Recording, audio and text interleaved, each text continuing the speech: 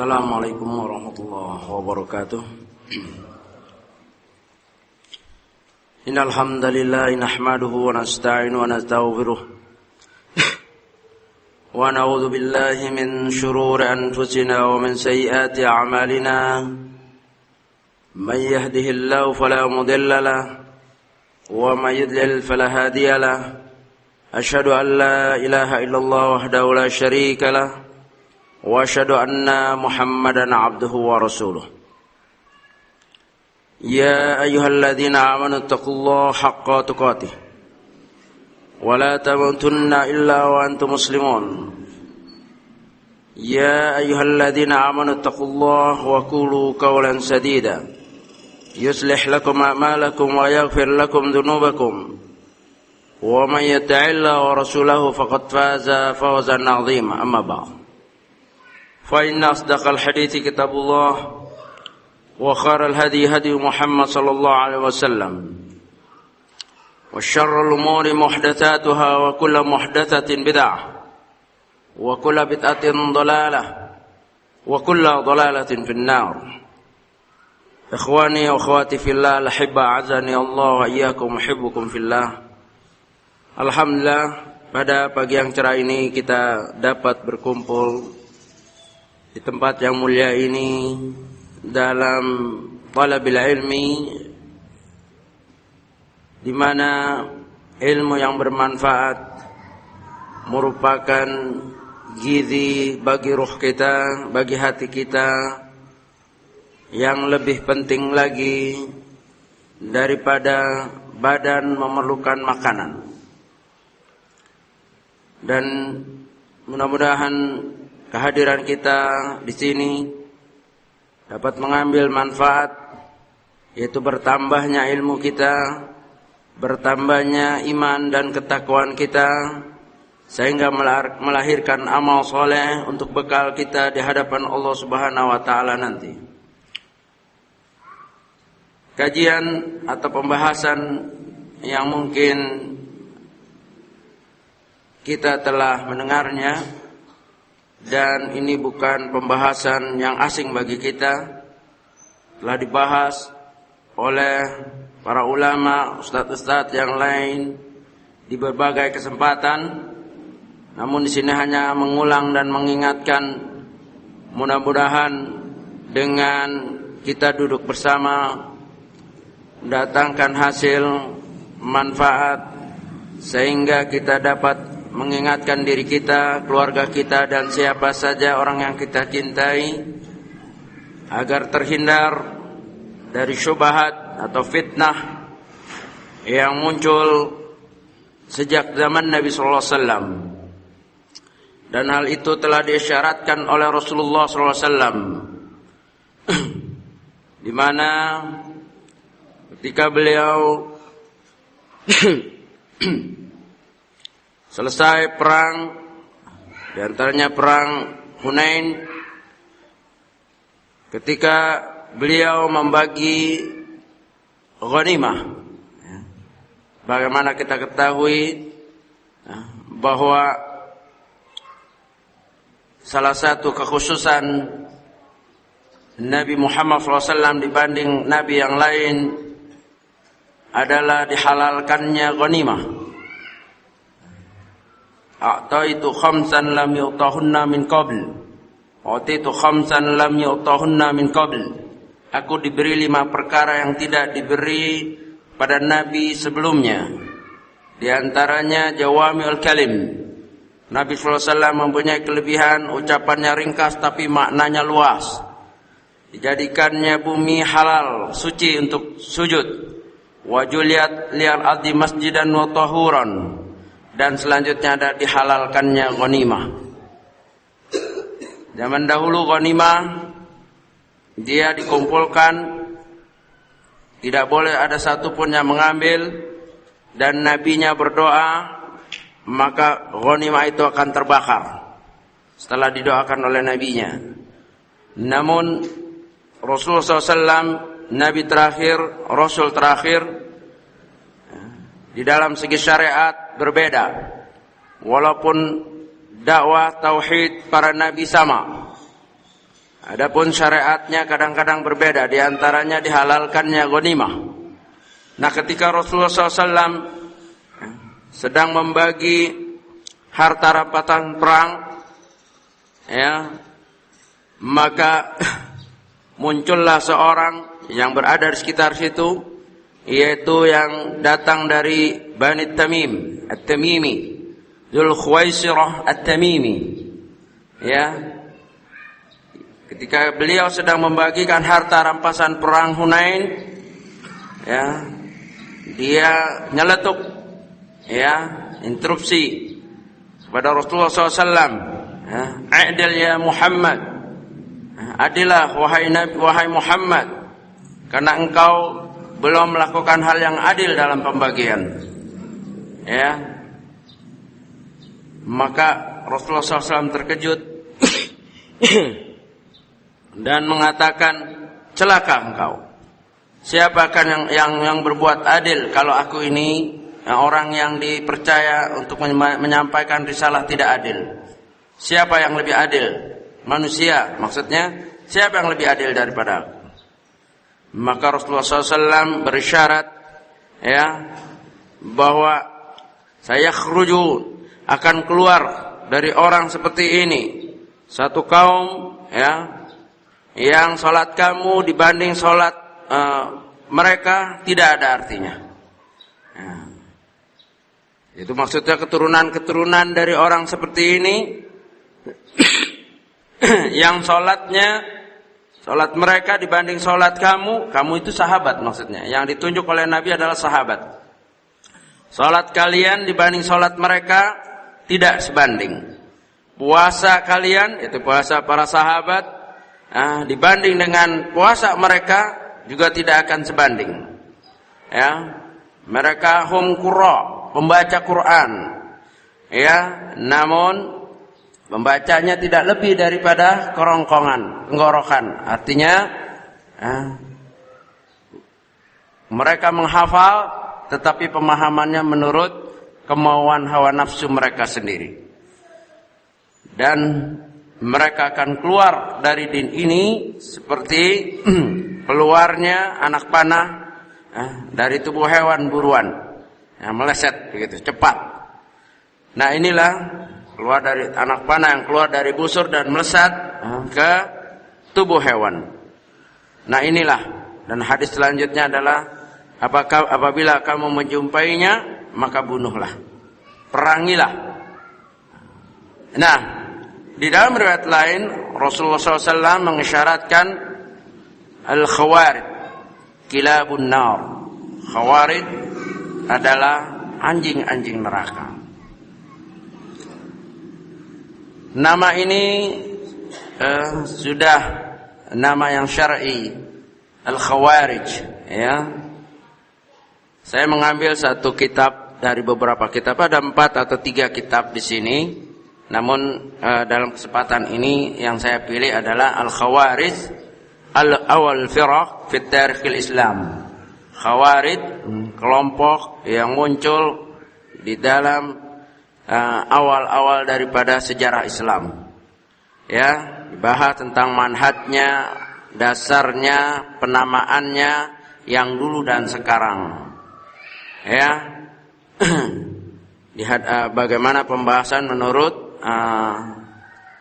Al-Sunnah wal Jamaah yang ditulis oleh Dr. Nasir Abdul Karim Al-Qal. Mungkin sudah diterjemahkan, bagi mereka yang mempunyai bisa merujuk, ya, kitab ini.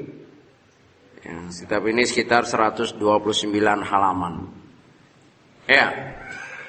Jadi itu syarat yang digambarkan oleh Rasulullah SAW. Ya. Sebagaimana biasa, ya, bahwa isyarat itu tentunya kita harus perdalami, kita harus kenal betul. Ya. Kita harus kenal apa yang disebut khawarij. Definisi yang telah dibatasi oleh para ulama supaya tidak melebar, yang diambil oleh Dr. Nasr di sini adalah al-khawarij humul ladzina yukaffiruna bil ma'asi. Ya, Khawarij adalah orang-orang yang mengkafirkan pelaku maksiat. Orang yang mengkafirkan pelaku maksiat. Bagi Khawarij, seorang melakukan dosa besar adalah kafir, halal darahnya. Boleh diperangi, boleh dibunuh. Yakhrujuna ala immatil muslimina wa jama'atihim. Mereka keluar dari umat Islam, dari jamaah umat Islam, ya, dan kepemimpinan umat Islam. Kalau dalam suatu negara dia keluar dari ketaatan ulil amri, keluar dari umat Islam secara umum dan membuat kelompok sendiri. Ya, itu ciri secara umum. Yukaffiruna bil ma'asi. Pelaku maksiat dikafirkan oleh mereka. Di antara maksiat, antaranya minum khamar dianggap kafir, tidak pakai jilbab kafir, ya, judi kafir, khamar kafir, riba kafir, dan seterusnya. Mencuri kafir. Kalau sudah kafir, halal darahnya. Nah, negara juga dikafirkan apabila tidak berhukum dengan hukum Islam.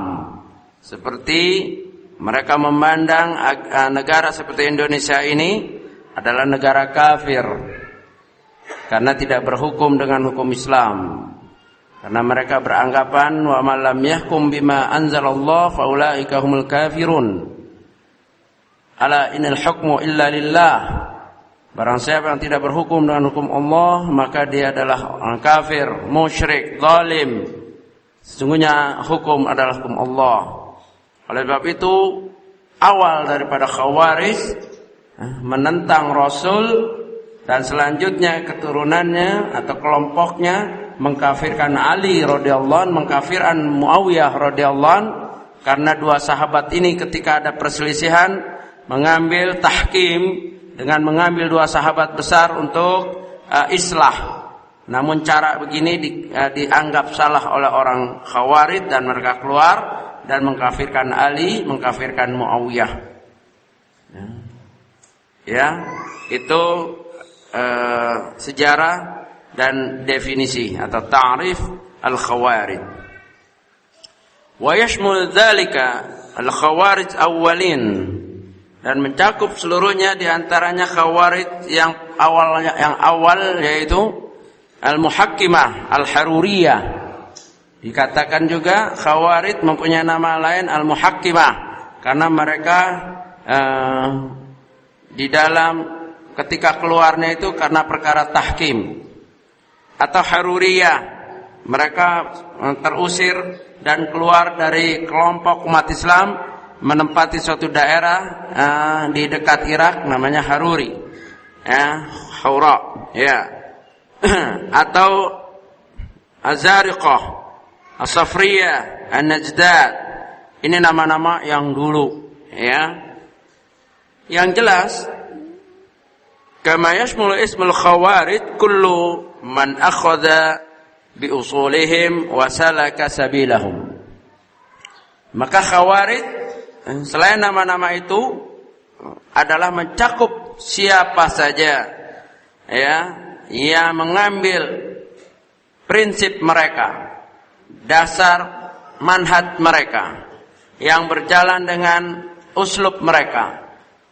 Siapa saja dianggap Khawarij atau dinamakan Khawarij apabila berjalan atau mengambil, berpegang teguh dengan pokok prinsip dasar mereka, manhaj mereka.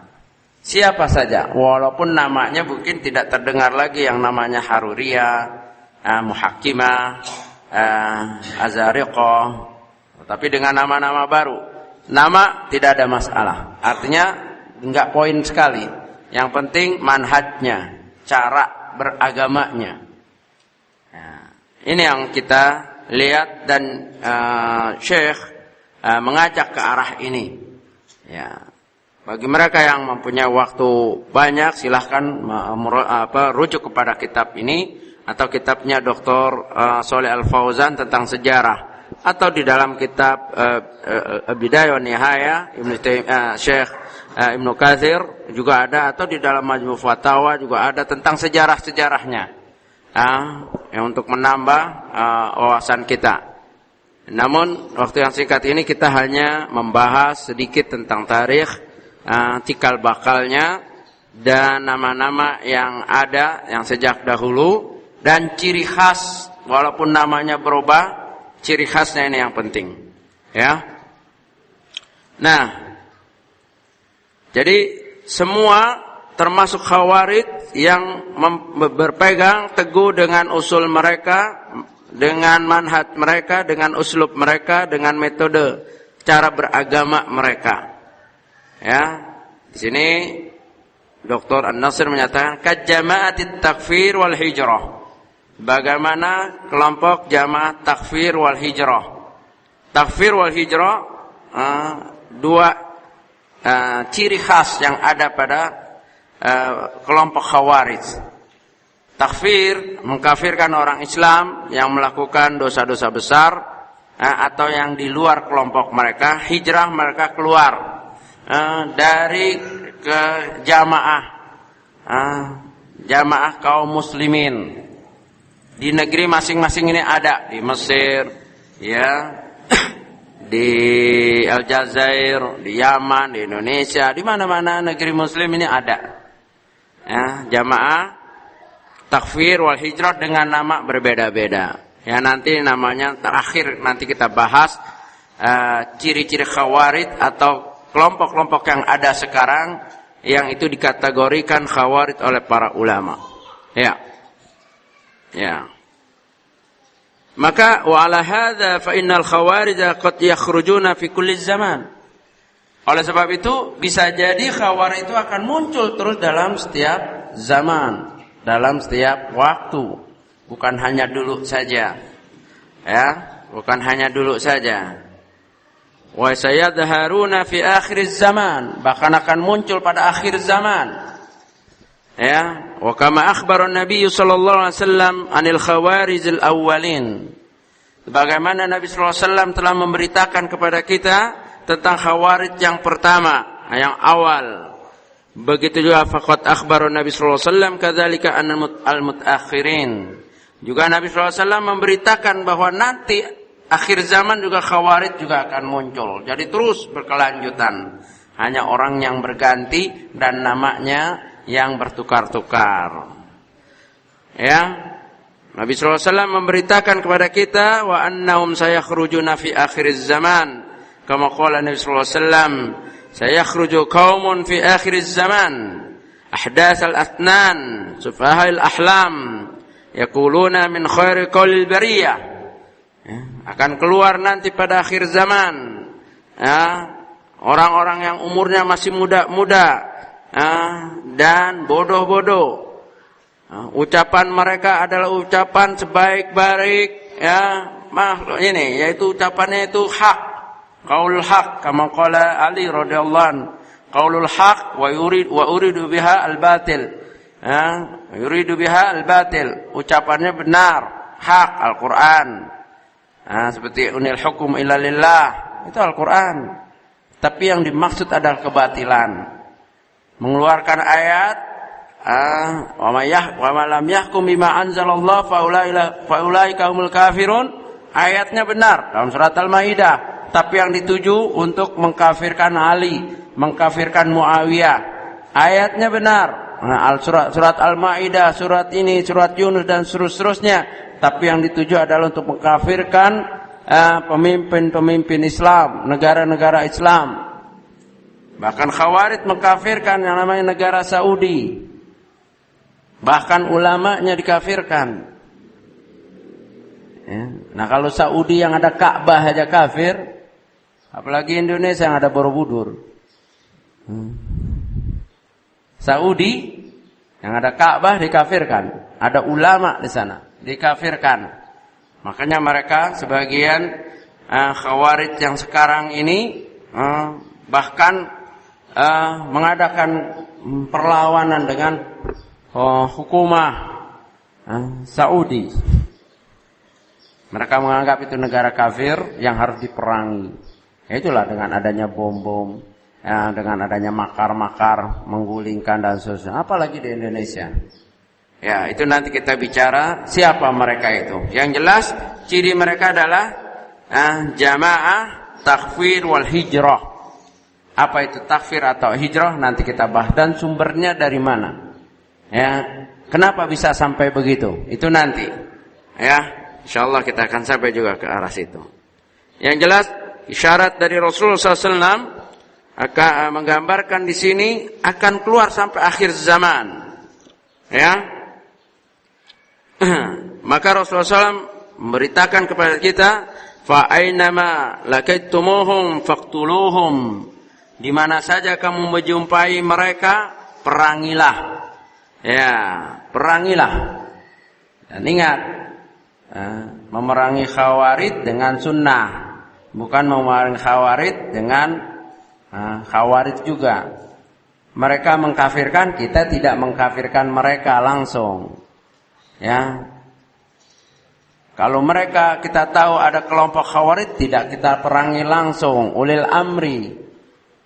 Bukan kelompok-kelompok kita sepakat 10, 20, 30 orang mari kita perangi. Itu sama Khawarij juga.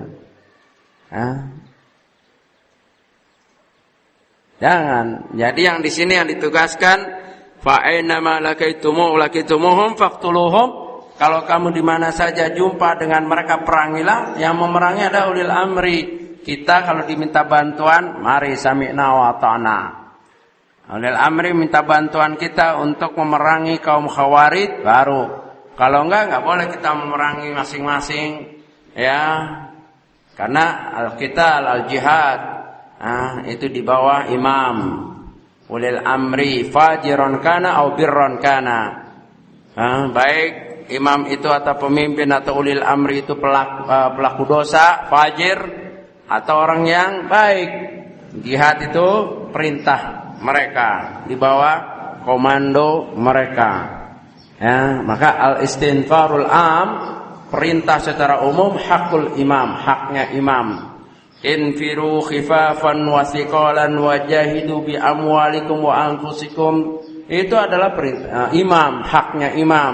Berangkatlah kamu baik dalam keadaan senang maupun dalam susah, berat ataupun ringan, berjihad di jalan Allah, itu perintah imam. Nanti ketika imam memerintah ada pernyataannya, man qatala qatilan falahu kadza wa kadza wa man qatala qatilan falahu salab.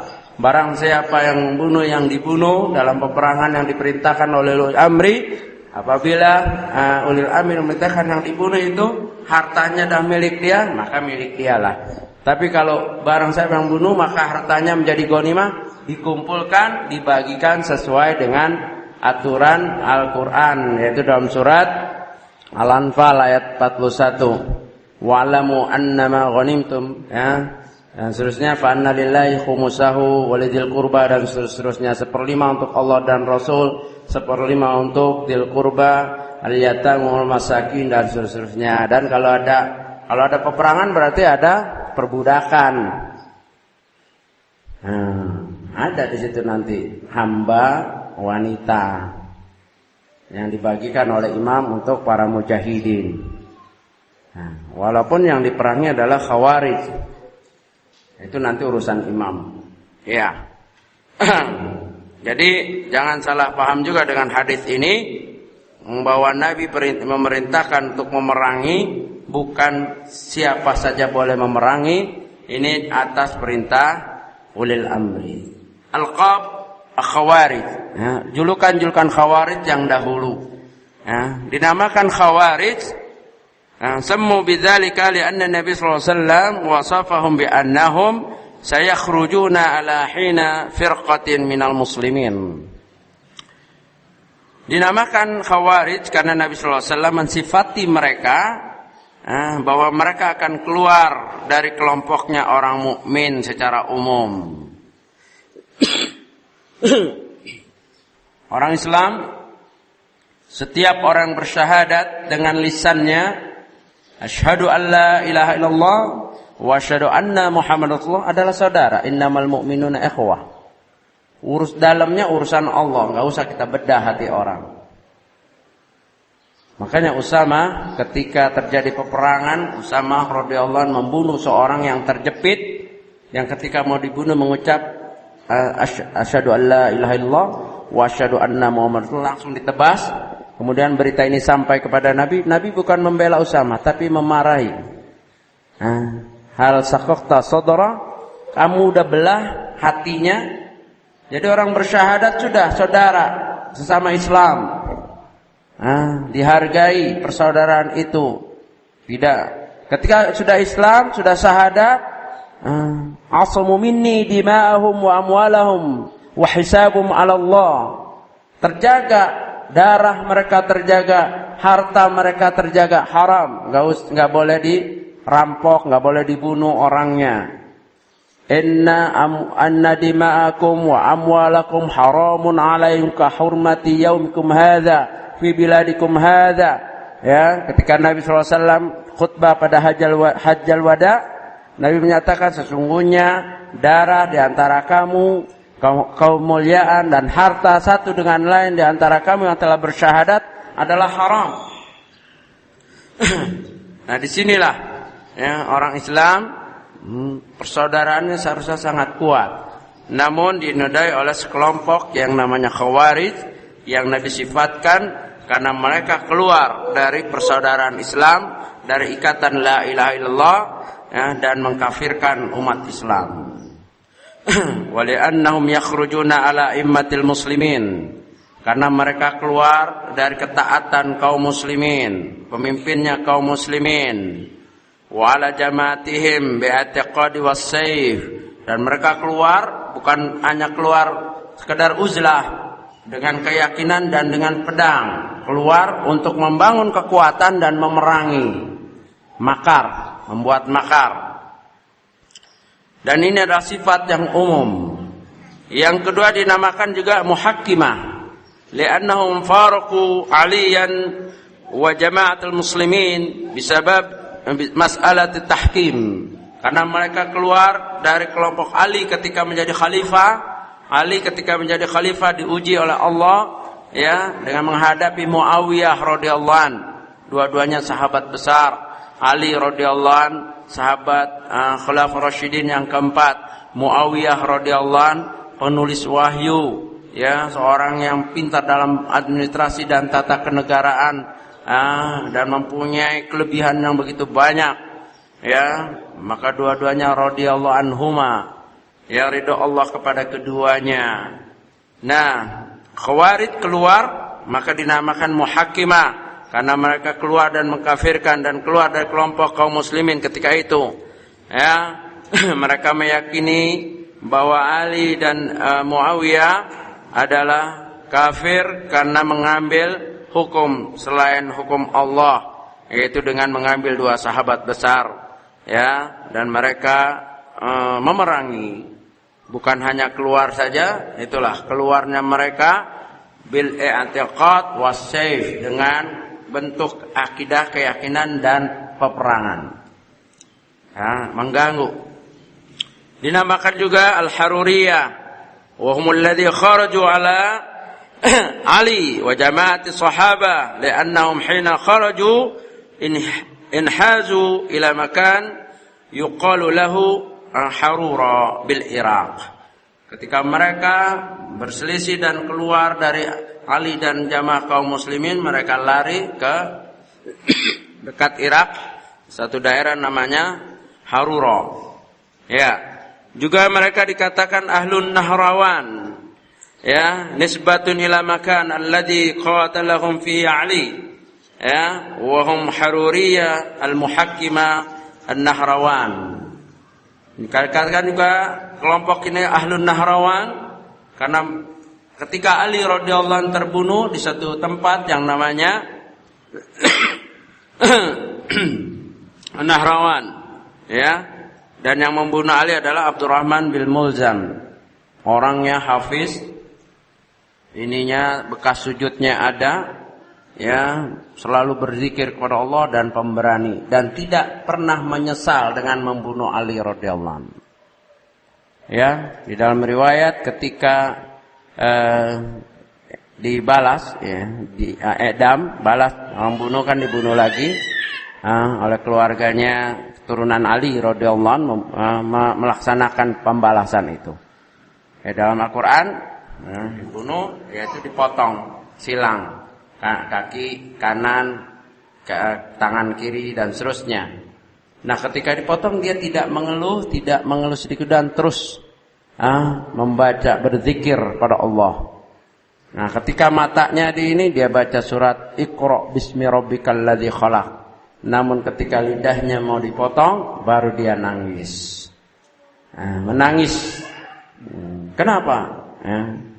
Aku benci menghadap Allah dalam keadaan lidahku tidak berzikir, tidak bisa berzikir. Coba Khawarij begitu teguhnya padahal membunuh Ali radhiyallahu anhu. Nah, ini kalau seorang hanya melihat tanda-tanda saja tertipu. Yang dilihat orang itu benar atau tidak akidah dan manhaj, bukan tanda-tanda matinya, bukan tanda-tanda keberanian kesemangatannya. Ya kalau orang seperti ini mau dibunuh aja masih berzikir, apa berarti dia benar? Kalau dia dalam hak, berarti bagaimana Ali radhiyallahu anhu masa membunuh khalifah hak? Ya. Jadi di sini kita tidak boleh melihat tanda-tanda dari orang yang mati seperti itu. Dilihat dari akidah dan manhajnya. Ini satu pedoman pelajaran bagi kita, jangan tertipu dengan istilahnya iklan-iklan seperti itu. Kita lihat manhajnya, akidah dan manhaj. Mau ada tanda-tandanya seperti tersenyum, tapi itu urusan dia dengan Allah, ya. Membuat mayat tersenyum itu mudah. Ya. Jin juga bisa itu. Cuma ditarik begini aja. Enggak ngelihat yang lain. Jin yang buat kagak lihat yang lain. Kita pikir itu mayat senyum ya, enggak tahu lagi digebukin sama malaikat. Kita enggak tahu. Ada orang tidur kayaknya ngorok.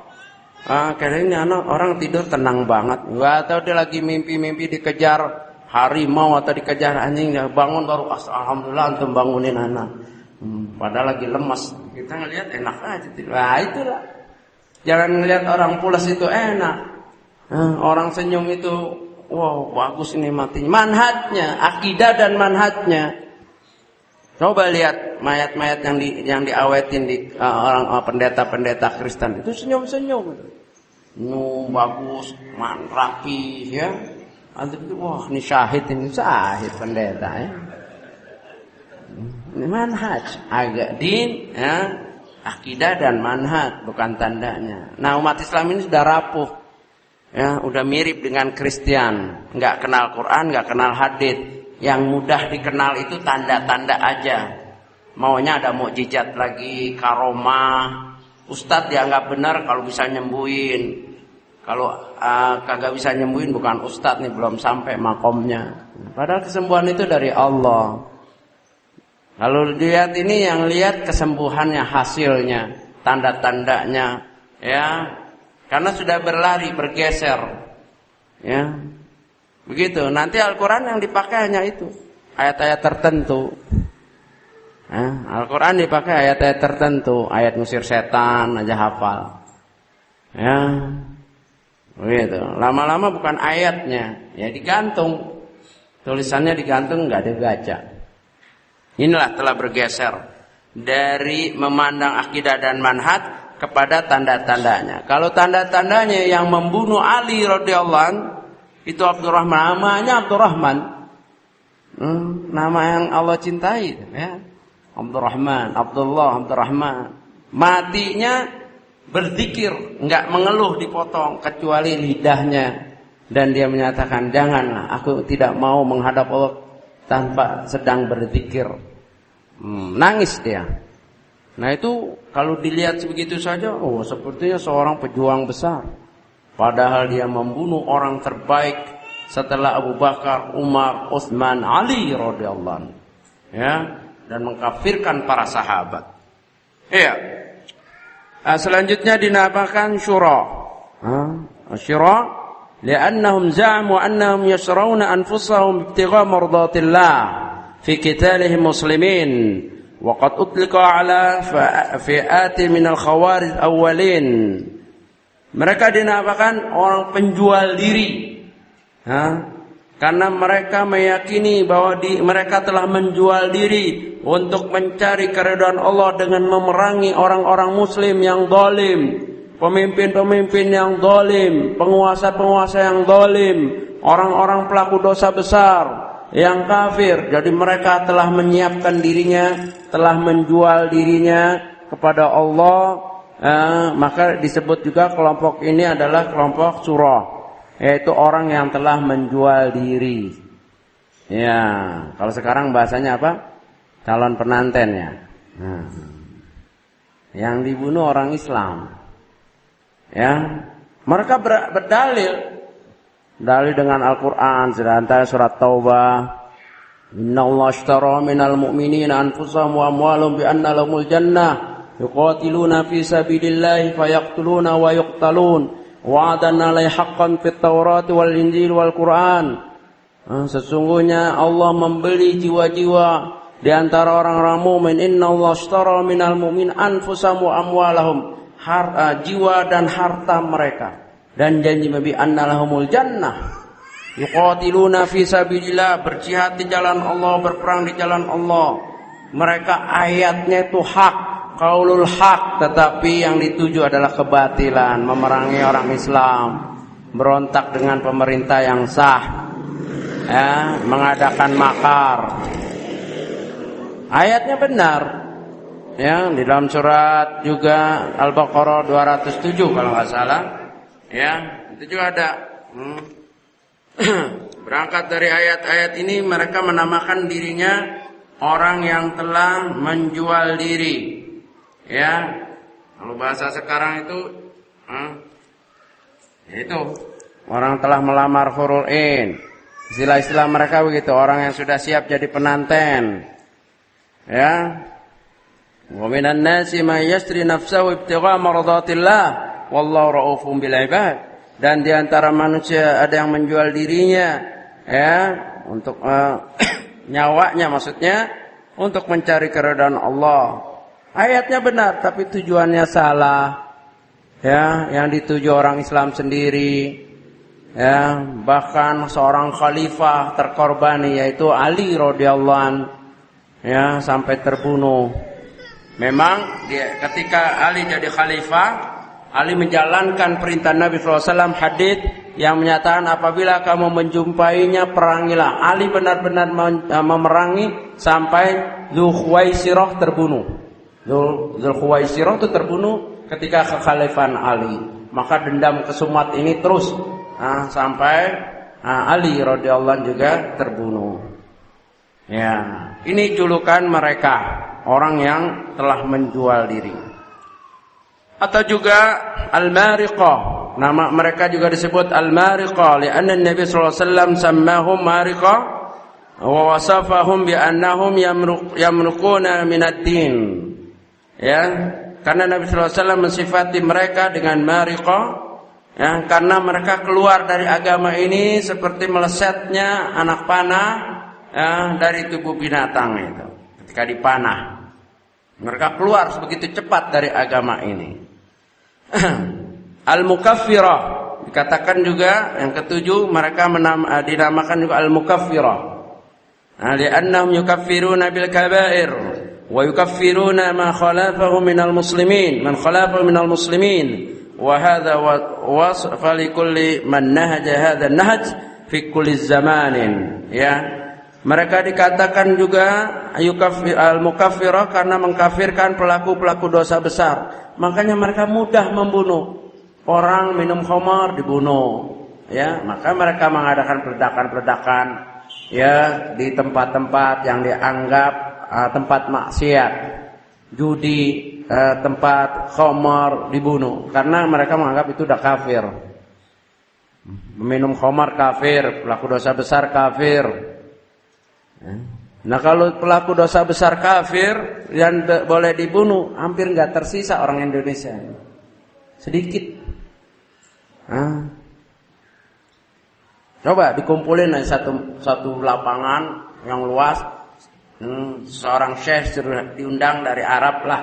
Syekh suruh bertanya, siapa yang hadir di sini nggak melakukan dosa besar?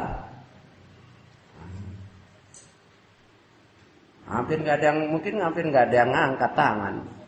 Ya, ada yang lolos dengan khamar, nggak lolos dengan riba. Ada yang lolos dengan riba, nggak lolos dengan zina. Ada yang udah lolos semua, nggak lolos dengan judi.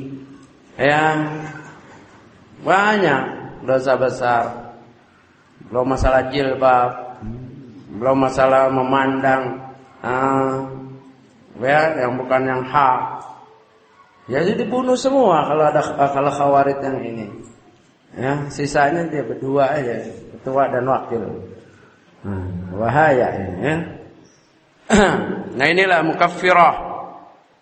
Ya, ini mungkin yang paling dominan sekarang adalah nama mereka adalah penjual diri dan mengkafirkan. Ya. Ini istilah-istilah yang ada. Yang jelas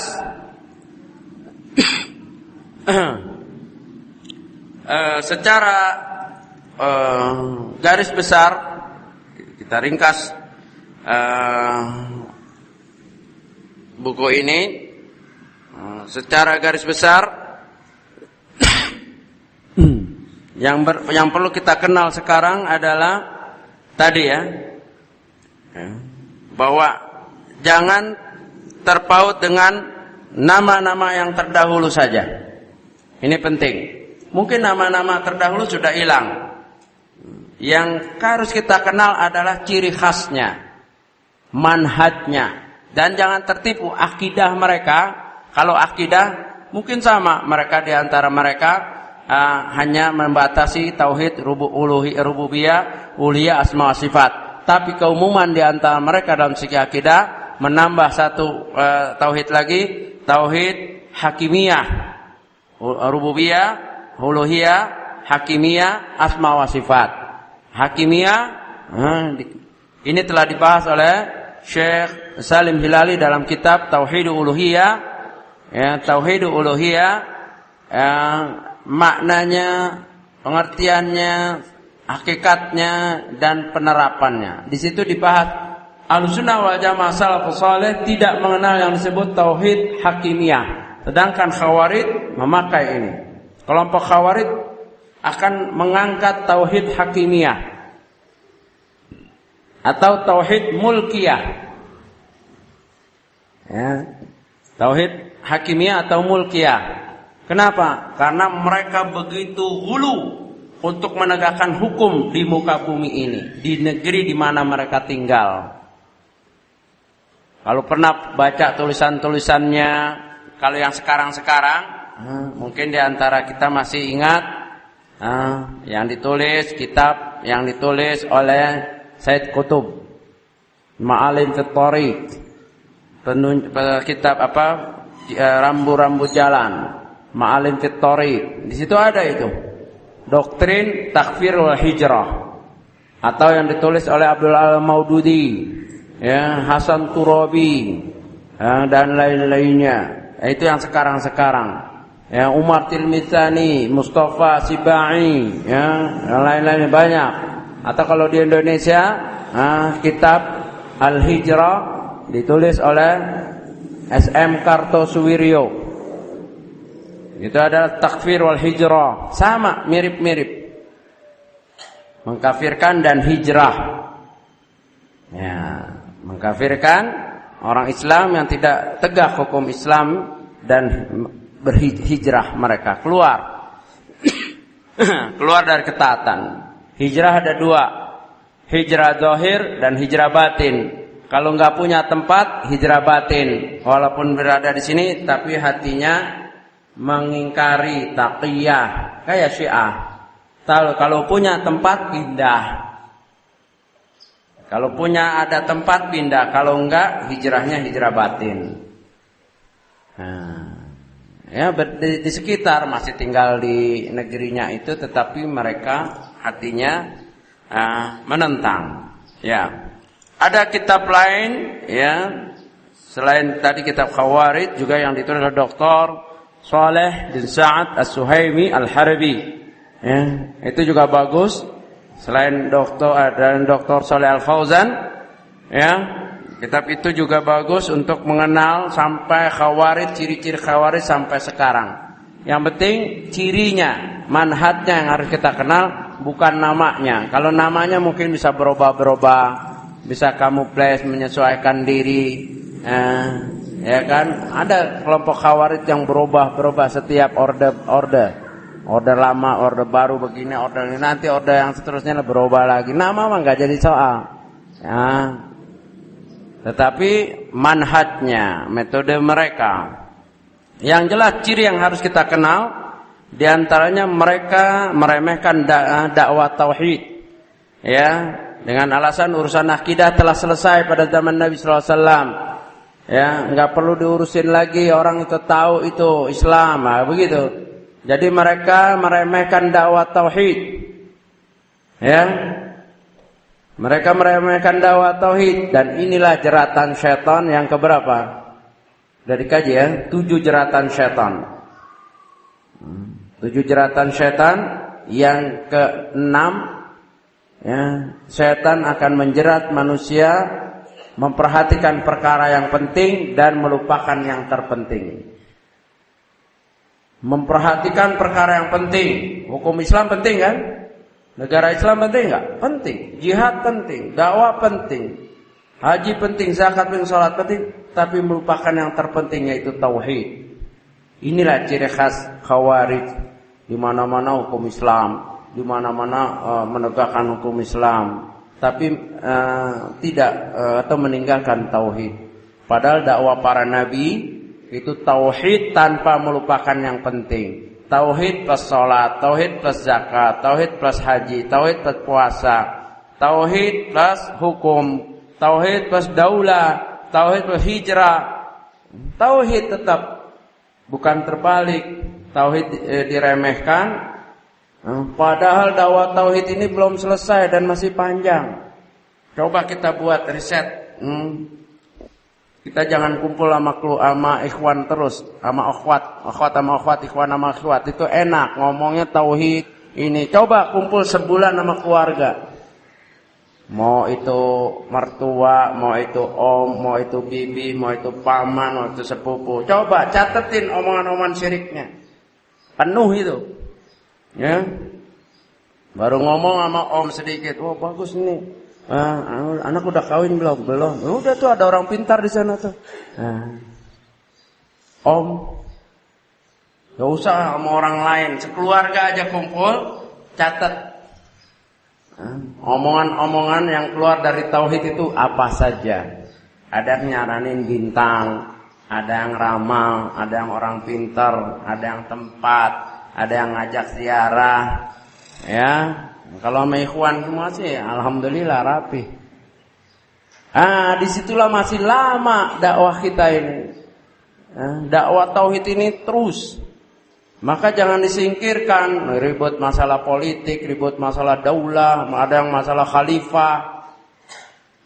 Maka para ulama yang bermanhaj salaf menasihati, tauhid awalan ayuhad du'a. Tauhid duluan wahai para dai.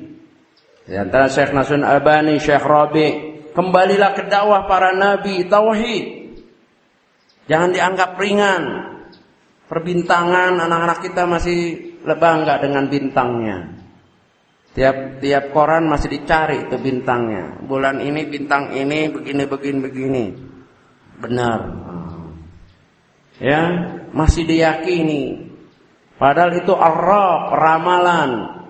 Hadisnya keras dalam hadis riwayat Ahmad, man ata arrafan lam tuqbal salatu arba'ina yauman. Barang siapa yang mendatangi peramal tidak diterima salatnya 40 hari. Barang siapa yang mendatangi peramal atau kuha atau kahin atau dukun dan membenarkannya, sungguh dia telah berbuat kemusyrikan. Ini bahaya, dan ini masih familiar ya, masih akrab dengan kita, dengan keluarga kita. Nah, di sini Khawarij tertipu. Mereka bicara jihad, bicara daulah, bicara ini, tetapi perkara-perkara ini diabaikan.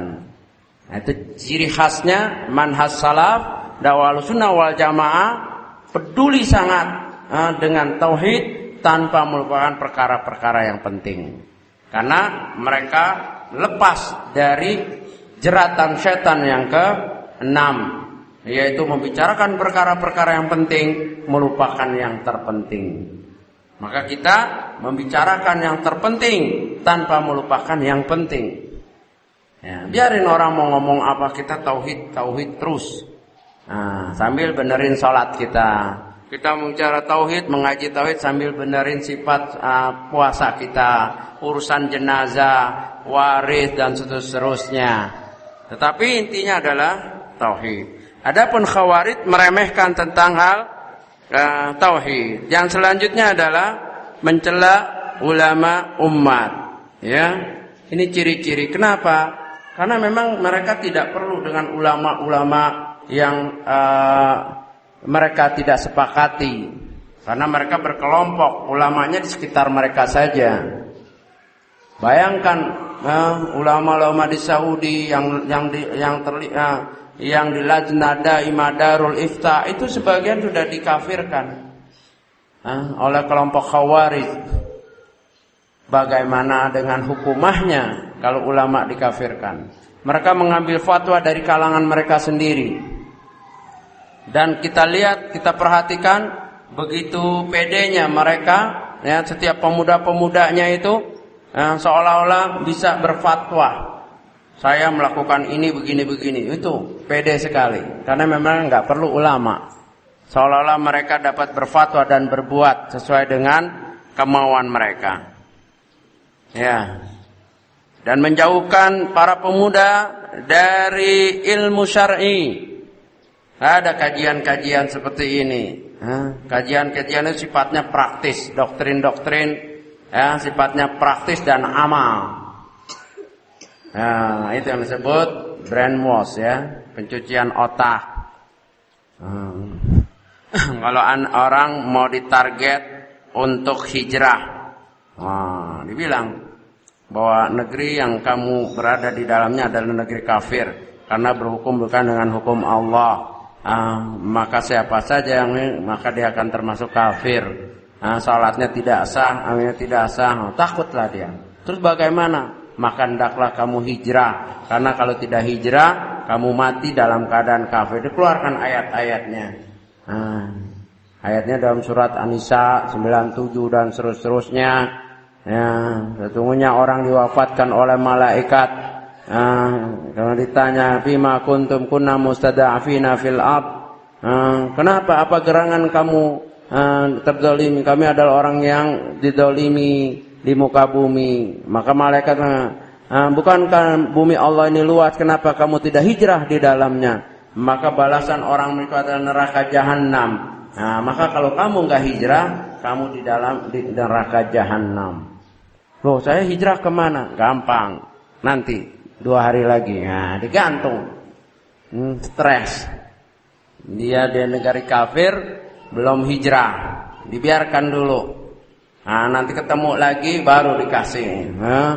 Waman yuhajir fi sabilillah yajid fil ardi murawan katsiran wa sa'a. Barang siapa yang berhijrah di jalan Allah, maka dia akan menjumpai kekayaan yang tidak dan seterusnya, keluasan dan alladzina amanu wa hajaru, begitu. Dan akan dihapus dosa-dosanya seperti dalam surat Ali Imran. Fastajaba lahum rabbuhum anni la udi amal minkum min dzakarin aw unsa ba'dukum min ba'd walladzina amanu wa hajaru wa ukhriju min diyarihim wa udhu fi sabili wa qatalu wa qutilu la ukaffiranna anhum sayiatihim wa la udkhilannahum jannatin tajri min tahtiha al-anhar. Kamu pernah berzina, kamu pernah berjudi, enggak ada masalah. Ya, kalau hijrah hapus semuanya itu. la ukaffiranna anhum sayiatihim, sungguh-sungguh akan aku hapus segala dosa-dosa mereka asal mau hijrah, iman, hijrah, jihad. Langsung la islama illa bil jamaah wala jamaah illa bi imara wala imara illa bi ta'ah wala ta'ah illa bil bai'ah. Bai'ah. Enggak mau. Barang siapa yang mati dan dia tidak ada baiat, mata maitatan jahiliyatan. Man mata falaisa fi unuqi baiatan, mata maitatan jahiliyatan. Mati jahiliyah, mati kafir. Tambah gak bisa tidur. Akhirnya bismillah, Ustaz saya baiat. Hijrah. Syahadat ulang, hijrah. Masuklah. Asyhadu alla ilaha illallah wa asyhadu anna Muhammad Rasulullah, bay'atuka ala sam'i wa ta'a fima amarallah wa rasulih mastata'tu. Jadi tenang baru bisa tidur ya. Infak keluar. Bapak ibunya belum hijrah, kafir. Hartanya halal, ghanimah. Ya.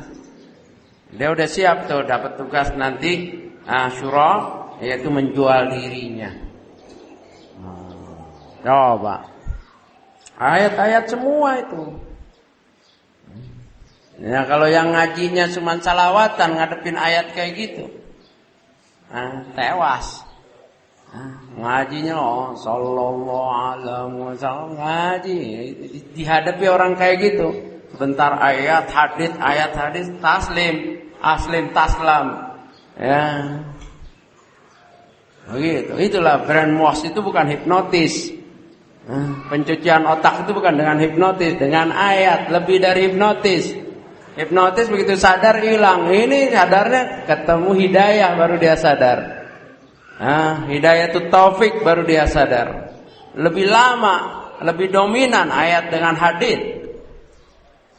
Hati-hati anak-anak kita yang di university, yang di sekolah-sekolah. Temu orang seperti itu ayat hadis, bengong. Baiat, ya, nggak bisa jawab, bapaknya nggak bekalin apa-apa. Pelajaran agama di sekolah nggak bisa menjawab. Coba kita ingat pelajaran kita di sekolah dulu. 1 minggu 45 menit, itu baru buka halaman udah bubar. Ya nak, buka halaman sekian, gurunya ini ribut, buka lagi 30 menit lewat. Begitu dapat bunyi. Assalamualaikum Pak. Waalaikumsalam. Bab apa aja nggak ada yang selesai. Tanggung-tanggung. Bisa menjawab pertentangan seperti ini, dakwah seperti tadi, pencucian otak seperti tadi, ya, ayat hadis semua nyerah. Ini keprihatinan yang harus kita perhatikan. Ya, bukan hanya untuk diri kita selamat, kita masih ada orang yang kita cintai, anak-anak kita, sepupu kita, ya, yang umurnya masih semangat untuk ini jangan sampai terjerumus, ya, ke arah. Maka tentulah kita harus kenal ciri-cirinya, ya. Di antara juga ciri khas tadi takfir terhadap hukumah, meremehkan hukumah. Maka Syekh Utsaimin menyatakan cukup seorang disebut khawarij apabila pembicaraannya selalu menghina pemerintah. Dan sekarang komoditi paling empuk menghina kebijaksanaan pemerintah. Itu paling enak. Maka kalau dai-dai yang enggak begitu dibilang dai penakut atau dai bayaran atau dai penjilat. Ya. Makanya dai-dai salaf ini disebut dai-dai penjilat, dai-dai pemerintah. Karena enggak berani menegur katanya, enggak berani menyatakan. Padahal itu ciri khawarij. Bahkan kata Syekh Utsaimin, ketajaman lisan seorang dai menghujat pemerintah di depan umum lebih tajam dari pedang. Pedang itu hasilnya, pemberontakan demo itu hasilnya. Bibitnya itu dai-dai yang khawarij ini, yang setiap kesempatan dalam khutbah Jumat, dalam Id, dalam apa itu membakar semangat pemuda ya untuk berontak. Padahal Ahlussunnah wal Jamaah sudah ada manhajnya, bagaimana menegur kesalahan pemerintah, kesalahan ulil amri, ada jalurnya, ada caranya, dan bukan setiap kita boleh bicara, apalagi di depan umum. Imam Syafi'i saja menyatakan, Imam Syafi'i dalam bait syairnya, jangan engkau menegur aku di depan umum. Jangan menyesal kalau teguran kamu itu aku tidak terima. Imam Syafi'i memang nggak ada adabnya menegur di depan umum, ya, dibeberkan di mana-mana, ya. Apalagi hukum orang yang mempunyai kekuasaan, dia bisa tambah zalim.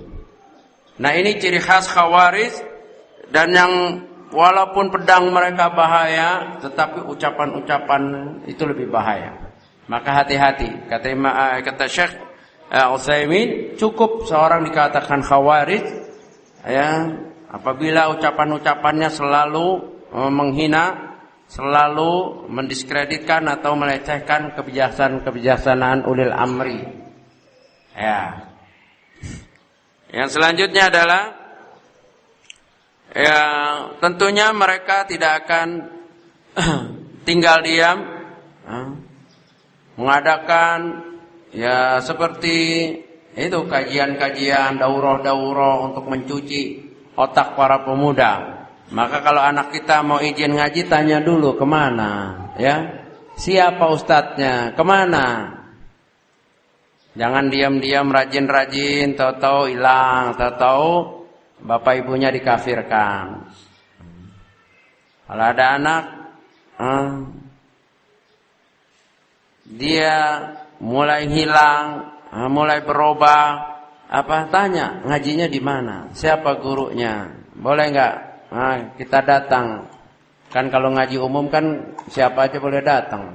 Kalau lu enggak Bu, ini spesial, ini khusus, nanti belum sampai, ini hati-hati ini, ya. Enggak tahu ustadznya di mana, yang di ini juga tidak jelas, itu hati-hati. Ya. Yang selanjutnya adalah mengajak jihad, mengatasnamakan jihad untuk mengangkat kelompok mereka, ya.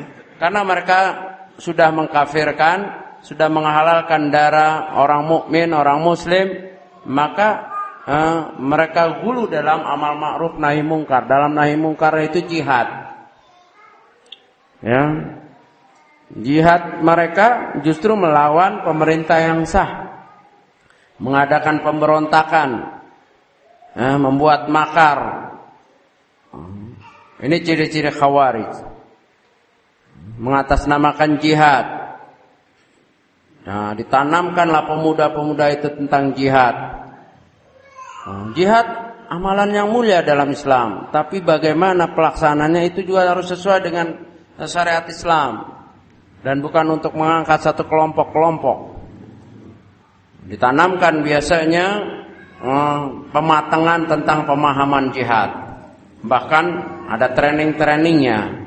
Syekh Muhammad Shalih Utsaimin di dalam muhadarahnya pernah ditanya, "Ya Syekh, Allah memerintahkan kita di dalam surat Al-Anfal ayat 60, wa'iddu lahum mastata'tum min quwwatin wa min ribatil khaili turhibuna bi aduwallahi wa aduwakum." Nah, persiapkanlah oleh kamu kekuatan dan seterusnya. Apakah setiap kita ini terpanggil untuk i'dad, untuk persiapan jihad? Kata Syekh Utsaimin, la, tidak. Wa'idul lahum, ayat itu lebih tepatnya diperintahkan untuk ulil amri mempersiapkan kekuatan. Dan nanti ulil amri memerintahkan perangkatnya, mau tentara, mau polisi. Dan juga bisa jadi ulil amri memerintahkan kita juga untuk mempersiapkan, barulah. Bukan masing-masing kita latihan senjata di tempat ini, nyolong senjata atau dengan senjata ilegal, tidak boleh. Walaupun niatnya benar, niat itu tidak cukup. Ya, di dalam din Islam, niat al-ikhlas was-shawab. Niat yang benar dengan cara yang tidak benar, mardudun, tertolak. Niatnya benar untuk membela umat Islam, i'da tapi dengan cara yang ilegal, yang bertentangan dengan hukumah, dengan pemerintah, mardud, tertolak. Ya, nggak cukup niat benar itu. Niatnya jihad membela umat Islam bagus, tapi caranya tidak sesuai dengan sunnah, tertolak, bid'ah. Itu perkara bid'ah. Bukan hanya sholat saja. Semua ibadah apabila niatnya benar, caranya tidak benar, mardudun. Man amila amalan laisa 'alaihi amruna fahuwa raddun. Barang siapa yang beramal suatu amal yang tidak dasarnya dari kemana, akan tertolak. Man ahdatsa fi amrina hadza ma laisa minhu fahuwa raddun. Bid'ahnya Khawarij ya begitu, jihadnya bid'ah, i'dadnya bid'ah walaupun niatnya benar. Ya. Jadi nah ini tentunya kita harus antisipasi, kita kenal ciri-cirinya. Yang penting, kalau nama ini berubah-berubah, ya, nama itu mereka bisa bergonta-ganti. Yang penting ciri khasnya itu. Dan sampai sekarang masih banyak. Sesuai sabda Nabi Sallallahu Alaihi Wasallam, sampai akhir zaman bahkan mereka akan ikut di belakangnya Dajjal, memerangi umat Islam tanpa mereka sadari. Ya, coba contoh, ya. Negara Indonesia, negara yang kita cintai ini seharusnya kita buat seaman mungkin. Karena kalau kita kacau dengan mengatasnamakan jihad, perang, buat keributan, maka musuh-musuh Islam akan mencelok kemari, mengatasnamakan keamanan. Seolah-olah pemerintah Indonesia enggak becus mengamankan rakyatnya, maka mereka andil turun atas nama PBB, atas nama keamanan internasional. Mereka menurunkan istilahnya, ya kayak lihat Timur dulu kan, siapa yang ngatur di Timur akhirnya. Maka umat Islam wajib, kata para ulama, wajib menjaga keamanan supaya negerinya itu aman, sehingga musuh-musuh Islam nggak datang. Ya, tidak datang untuk mengatasnamakan keamanan, mereka mencaplok negara-negara Islam. Lihat itu, Irak, Afghanistan dan yang lainnya. Ya. Maka kita ini wajib mengamankan, jangan mengundang musuh Islam. Ya. Amerika semua itu orang-orang kafir, memang lagi mencari bagaimana untuk bercokol di negeri-negeri Islam. Nah, kalau kita buat tidak aman dengan mengadakan peledakan mereka akan datang kemari mengatasnamakan keamanan. Inilah kerugian. Ya, maka hendaklah disadari siapa saja ya dengan yang mempunyai ciri-ciri seperti itu hendaklah sadar. Dan kita harus perhatian dengan lingkungan kita, saudara kita, orang-orang yang kita cintai. Apabila mereka mempunyai ciri-ciri seperti itu, hendaklah kita ajak dialog. Jangan lupa terus berdoa agar mereka kembali ke manhaj yang benar, ya, persaudaraan, ukhuwah Islamiyah tanpa membedakan, yang seperti itu mengkafirkan satu dengan yang lain. Adapun manhaj ya adalah utama, akidah dan manhaj. Ya. Tentunya kita beranjak kepada Khawarij, ciri-ciri Khawarij yang tadi sudah kita bahas. Sekarang apa benar ada sekarang mereka yang mempunyai ciri-ciri seperti itu? Ya. Nah, tentunya mudah bagi kita setelah kita memahami ciri-cirinya, ya, tinggal kita menyebutkan saja satu persatu, maka masuklah di dalamnya. Ya, ciri-cirinya mengkafirkan, keluar dari ketaatan ulil amri, ketaatan pemerintah, membuat kelompok, terus tidak berpegang dengan para ulama yang muktabar, yang dikenal di dunia, ya, bahkan mereka mengadakan jihad. Itu ada. Ya, yang sekarang sedang muncul ini sebetulnya ini perkara yang lama, yaitu NII. Itu jelas Khawarij, nggak usah ragu. mau namanya gonta-ganti kayak NII, DI atau KW9 atau apa, itu hanya ini saja. Prinsipnya sama, Khawarij. Ya, telah keluar. Ya. Tahu yang seperti itu. Ya, banyak. Ya. Banyak itu pecah-pecah lagi. Mereka juga berpecah-pecah. Ya. Ada yang murni sampai semua syarat itu ada yang bagiannya aja. Ada bagiannya hanya berapa persennya kekhawarijannya itu ada. Khawariji, ada fikra-fikra khawarij di dalamnya yang menentang pemerintah walaupun tidak keluar dari ketaatan, tetapi mengajak untuk mempertentangkan pemerintah dan seterusnya.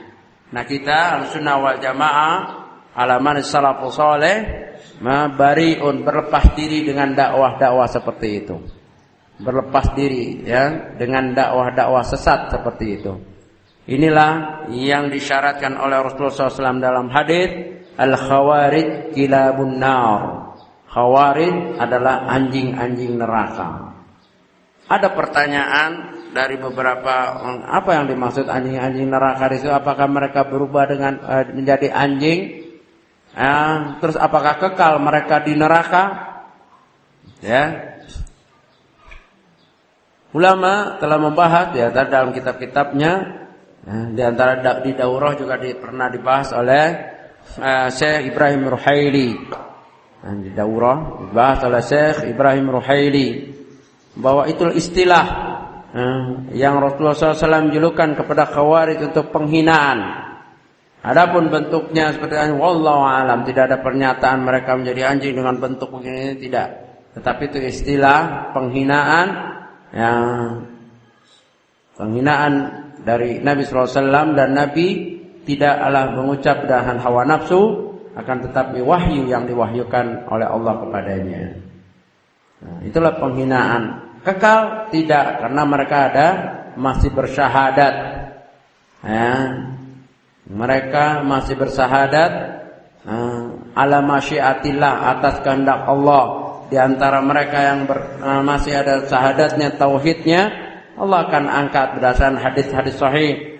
Di antaranya di dalam Sahih Bukhari, ya ada 2 hadis Sahih Bukhari dari Sa'id Al-Khudri dan yang lainnya, bahwa Allah memerintahkan masuk ahlu neraka ke neraka dan ahlu jannah ke jannah, dan pada ahlu neraka Allah perintahkan akhrijuhu, keluarkan ya dari neraka itu man kana fi qalbihi habbat hadu minal iman. Ya, ada sebesar biji sawi dari keimanan, yaitu la ilaha illallah. Dalam hadis lain sebesar atom daripada kebaikan, maka dikeluarkan, tapi sudah angus. Nah, jadi dan oleh sebab itu kita tidak boleh mengkafirkan Khawarij.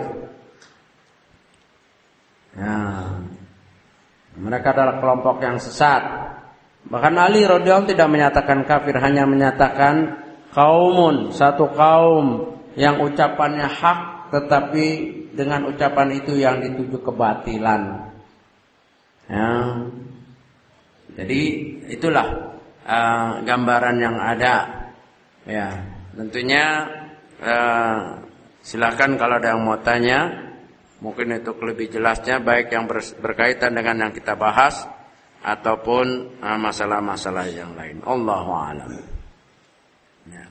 Silakan. Yang mau ditulis juga boleh.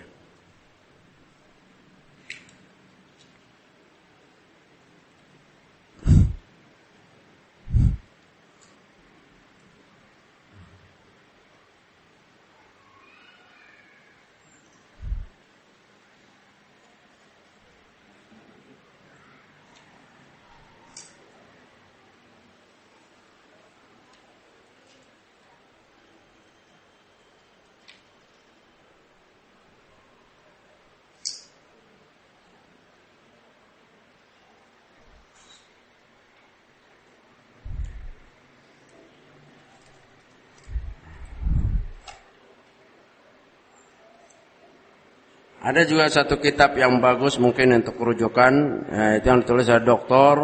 Mahmud Ismail Abdul Razak, ya. Itu Khawarij fi biladil Maghrib, ya. Itu juga bagus untuk tambahan. Yang satu ditulis oleh Dr. Sholeh Al-Fauzan, Dr. Aqil Abdul Karim, dan Dr. Mahmud. Nah, ini penting untuk khazanah kita. Ya, sebagaimana tadi yang kita katakan bahwa nama-nama mereka berubah, maka jangan bisa berubah-berubah, maka jangan tertipu dengan namanya. Mau namanya Salafi, Jihadi, Khawarij. Ada pernah dengar Salafi Jihadi? Salafi Jihadi, ya Khawarij juga kalau menjihadnya melawan orang atau melawan pemerintah Islam, ya memerangi orang Islam juga. Nah, itu juga Khawarij. Itu telah dibahas oleh dalam kitab Kun Salafiyan Alal Jaddah, ya, oleh Dr. Abdul Salam As-Suhaimi. Itu ada pengertian sebetulnya Khawarij tapi menamakan salaf, ya, Salafi Jihadi. Sebetulnya Khawarij karena penamaannya, tasmiyahnya sudah bertentangan, ya. Salafi Jihadi atau Salafi atau apa saja, jangan tertipu dengan nama, tetapi manhajnya lihat, ya. Ya.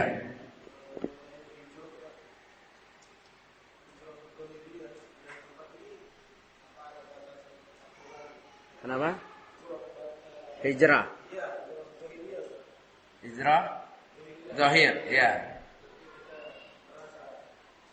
Ya.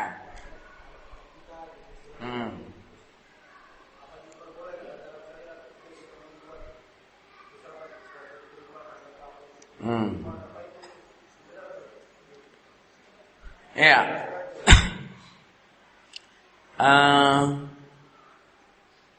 Syekh Utsaimin pernah ditanya di dalam risalah syarah Riyadhus Shalihin bab hijrah.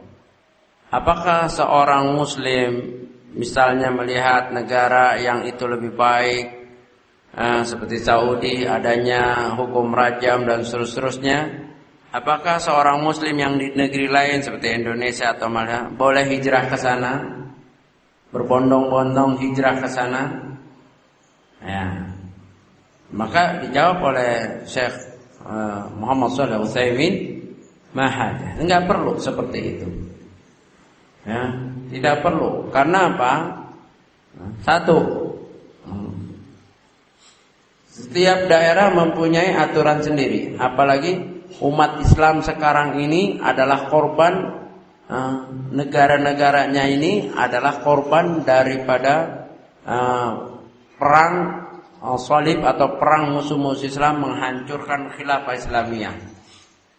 Kalau dahulu yang namanya negara Islam di bawah khilafah Islamiyah nggak ada yang namanya paspor.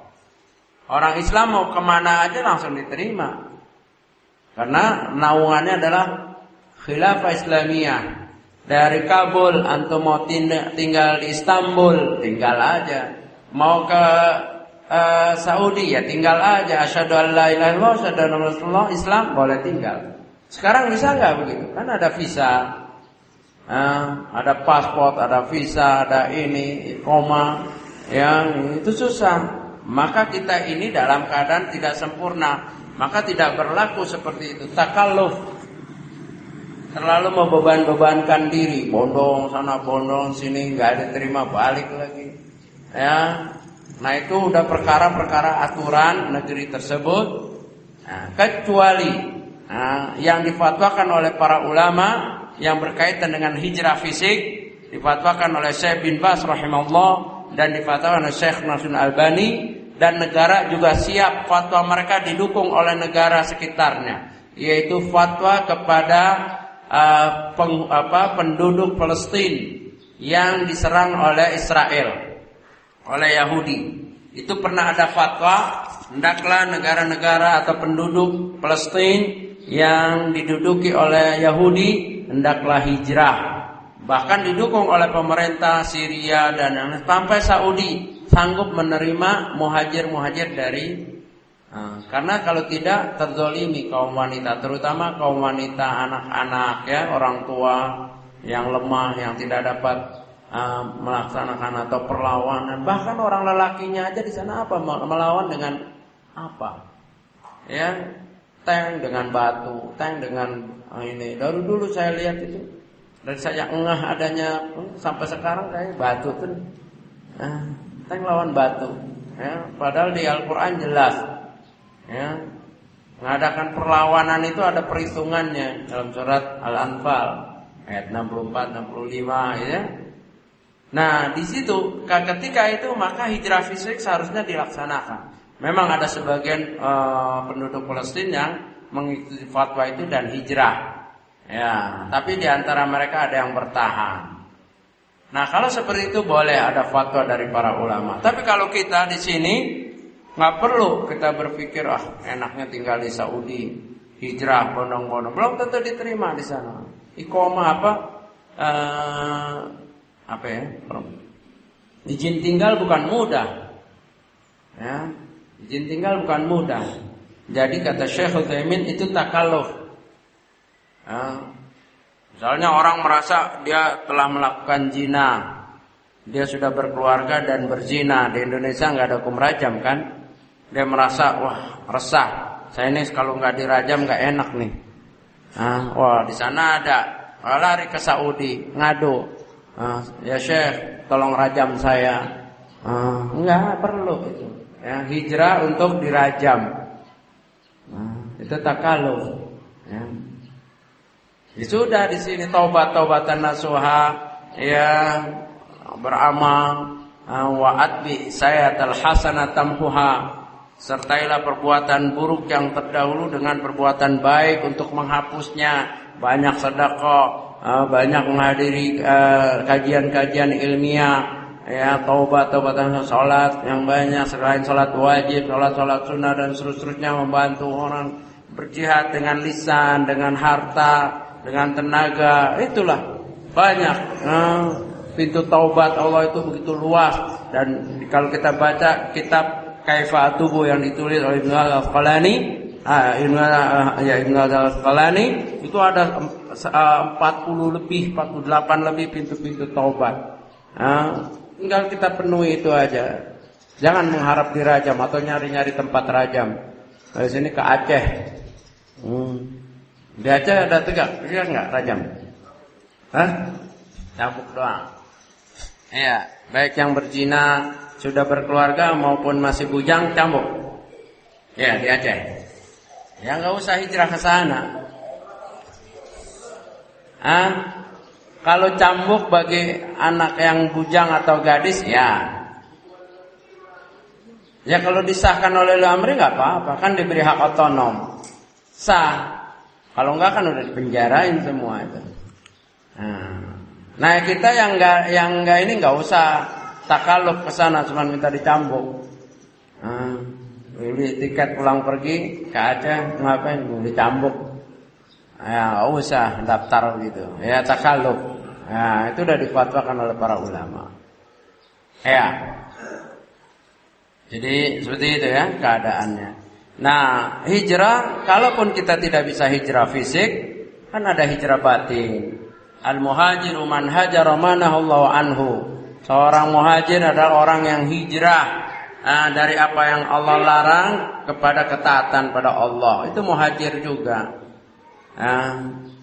Adapun hijrah yang secara fisik itu dalam kondisi memang tidak terputus. Hadisnya jelas dalam riwayat Tirmidzi, la tanqatul hijratu hatta tanqatayut taubah. Tidak terputus hijrah, itu hijrah fisik sampai taubat itu terhenti.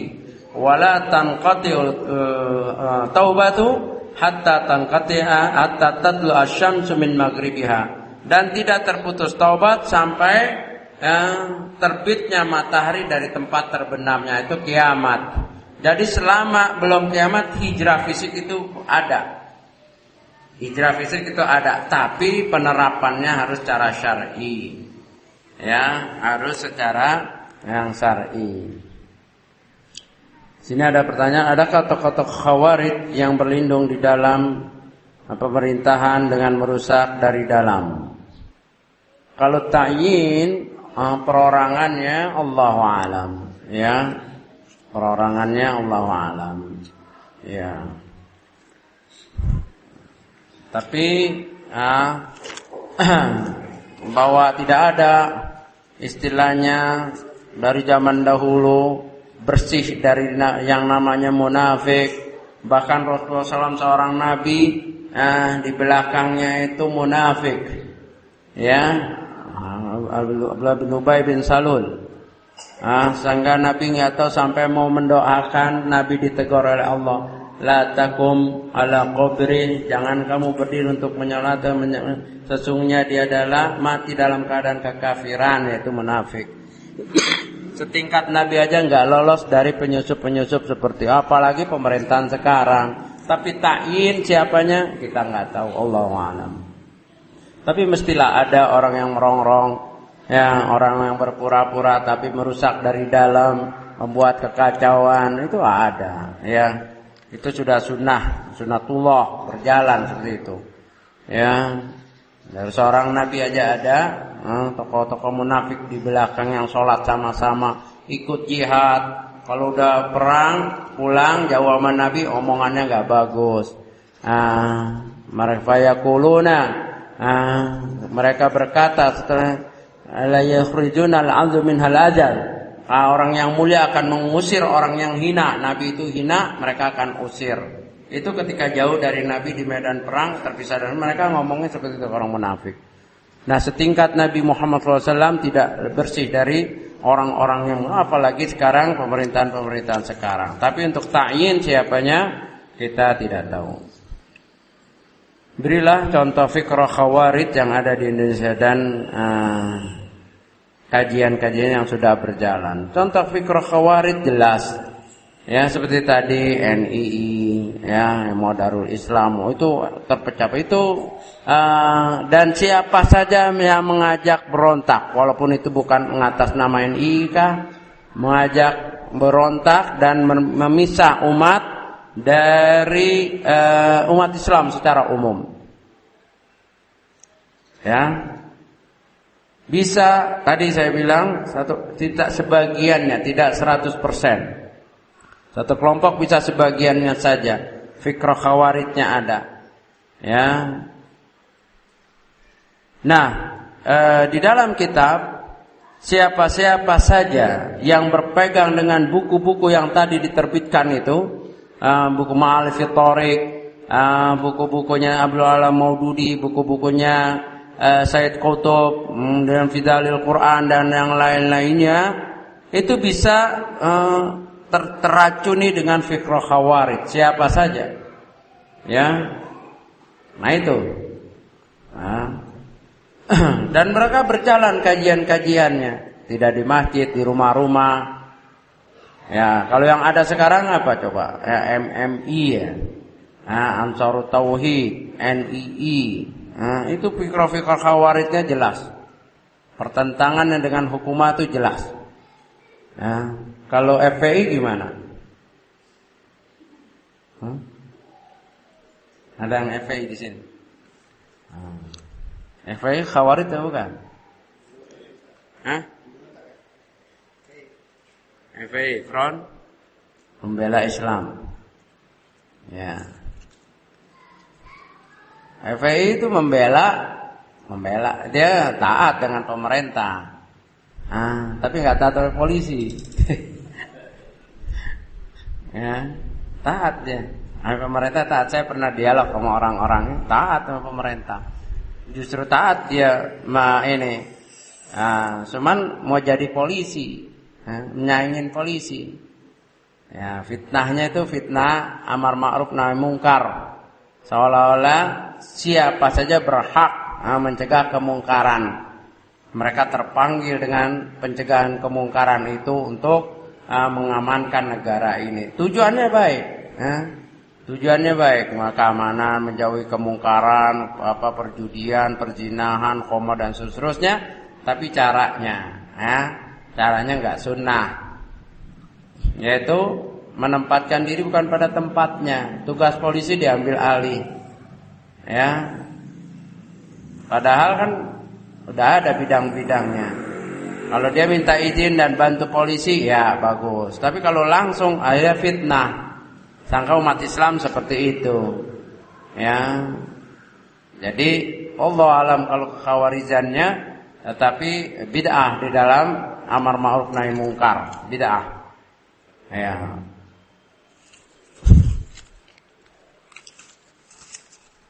Ada yang langsung? Ada demonstrasi revolusi di Mesir, dikabarkan Salafi di sana ikut-ikut demo. Bahkan itu dikuatkan dengan kebolehan fatwa dari Syekh Ali Hasan dan Syekh Albani. Benarkah ini? Bagaimana Syekh Albani mau berfatwa udah meninggal? Nah, ini Mesir sekarang, ya. Ini dah, ya. Tidak ada yang menggerakkan pemberontakan di Mesir, di Yaman, itu adalah Haraki, Ikhwani, Jamaah Islamiyah, Ikhwani, Al-Qaeda, bercampur di dalamnya. Begitu. Kita nggak perlu pusing-pusing. Kenapa? Karena tidak mungkin kalau dia ngaku Salafi demonstrasi. Seandainya dia ngaku Salafi tapi demonstrasi, berarti dia nggak kenal manhaj salaf. Bayangkan, demokrasi bukan dari sunnah, yaitu perbuatan orang Yahudi, mengganggu jalan, membakar jalan, menutup jalan. Sunnah adalah al-imanu bid'un wa sab'una syu'batan. Iman itu 70 cabang lebih. Ala la ilaha illallah wa naimatatul adza minal imatatul adza anit thariq. Al-haya minal iman. Tertinggi la ilaha illallah. Yang paling rendah adalah menyingkirkan duri-duri yang menghalangi jalan dan malu daripada bagian dari keimanan. Orang demonstrasi mengganggu jalan, merusak kepentingan umum. Bagaimana? Yang iman yang paling rendah aja mereka nggak paham. Apalagi la ilaha illallah. Itu paling rendah itu iman. Karena jalan ini milik orang banyak. Ada orang sakit, ada ibu-ibu hamil mau ke rumah sakit, orang yang sedang sakratul maut yang perlu rumah sakit, orang yang mau kerja diganggu oleh mereka.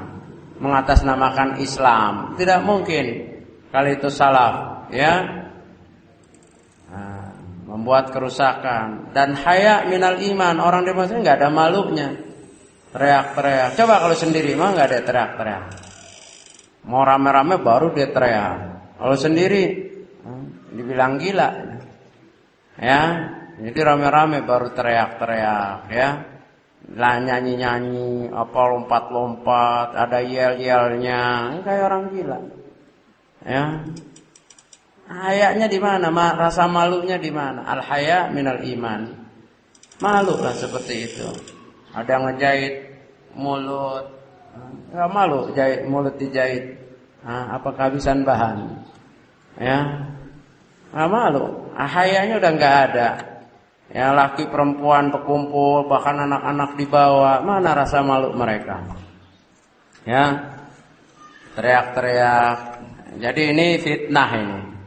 Ya, baca yang benar sumbernya, siapa penggerak-penggerak mereka itu.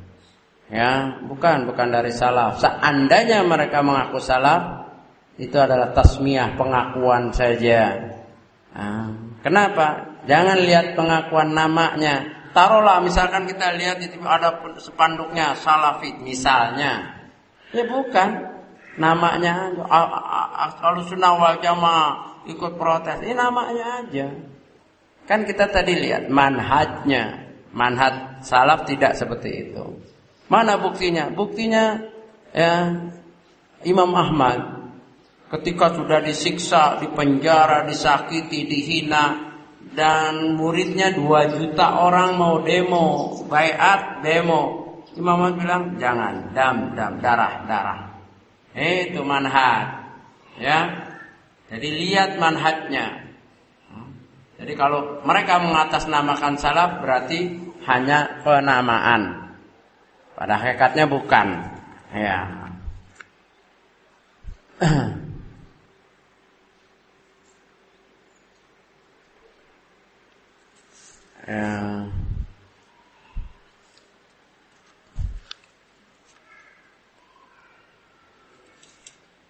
Nah, di sini di mana letak kelemahan akidah tauhid Az-Zaitun? Kemana? Kemarin Menteri Agama pernah berkunjung ke Zaitun, kata Menteri Agama tidak ada kesalahan di Az-Zaitun. Yaitu hak menteri. Ya. Kalau dia salah, dia wakil dari ulil amri, dia menghadap Allah nanti. Kita sabar. Nah, tetapi yang saya langsung pernah ketika tahun 2002-2003 saya ada jadwal khotib di Masjid Pasar Rumput. Nah, di situ ada Umar Abduh. Dia membuat posko korban zaitun. Saya baru datang tahun 2002, saya baru datang nih zaitun apa gitu. Tapi setelah baca datanya dan pengakuan dari orang-orang yang korban, dan saya baca file-filenya dari Umar Abduh, barulah saya tahu bahwa memang ada kaitannya dengan N11, yaitu Panji Gumilang, KW 9, Komandan Wilayah 9, ya. Nah, apakah dia sudah rujuk atau tidak, itu urusan dia dengan Allah. Yang jelas dari beberapa korban memang di dalamnya itu ada 2 administrasi, 2 kepemimpinan.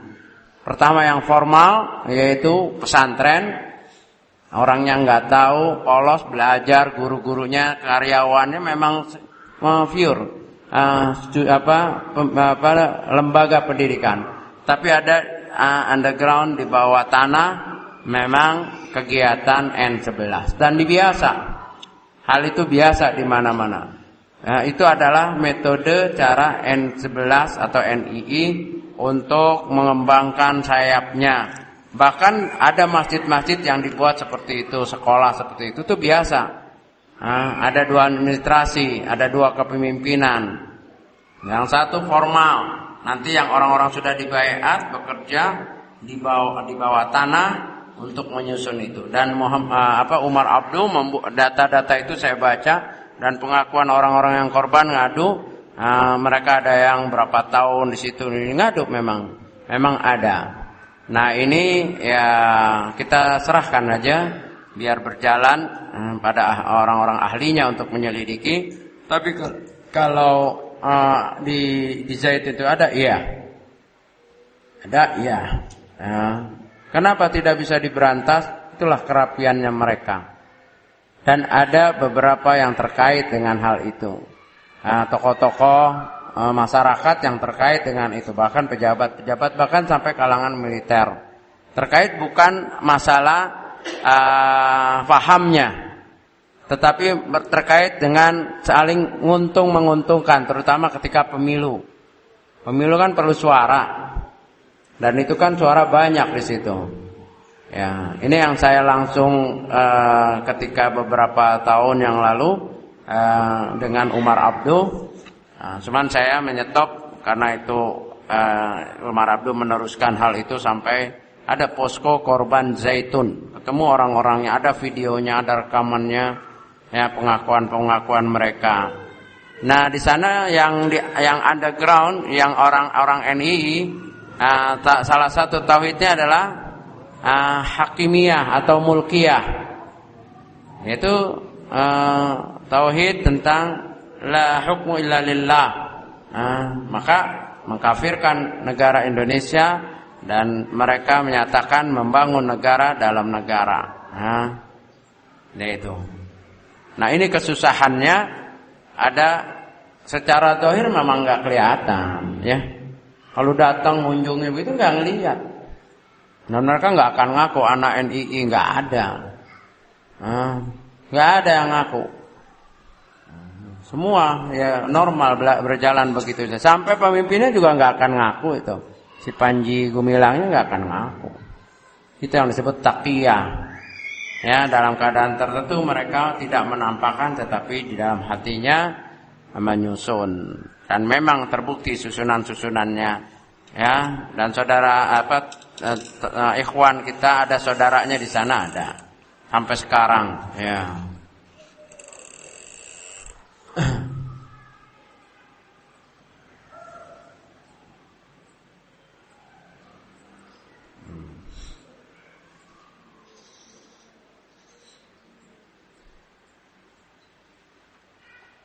Bolehkah ulama mentahdir calon pemimpin untuk mengingatkan masyarakat untuk memilih pemimpin yang terbaik? Itu hak ulama. Kalau dia belum jadi pemimpin, boleh aja ditahdir, diperingatkan. Ya, itu tazkiyah atau tahdir dari ulama-ulama, itu hak ulama. Ya, boleh hal itu hak ulama. Agar tidak terjadi salah pilih. Tapi kalau sudah jadi pemimpin, udah. Para ulama Ahlussunnah wal Jamaah menegurnya dengan duduk bersama, memegang tangannya, ya. Kalau tidak didengar sabar. Tapi kalau misalnya masih calon ya boleh saja. Ada 3 calon. Misalnya yang satu soleh, yang satu ini kan ulama perhatikan hati-hati yang nomor 2 dan nomor 3 karena begini-begini, kalau bisa pilih. Itu hak ulama, boleh seperti itu karena belum dipilih. Itulah ya, misalkan di antara mereka saja ahlul halli wal aqdi menentukan dari 3 calon ini sebaiknya nomor ini, yang nomor 1 lebih begini-begini, itu hak ulama, boleh ya. Wallahu alam. Ya.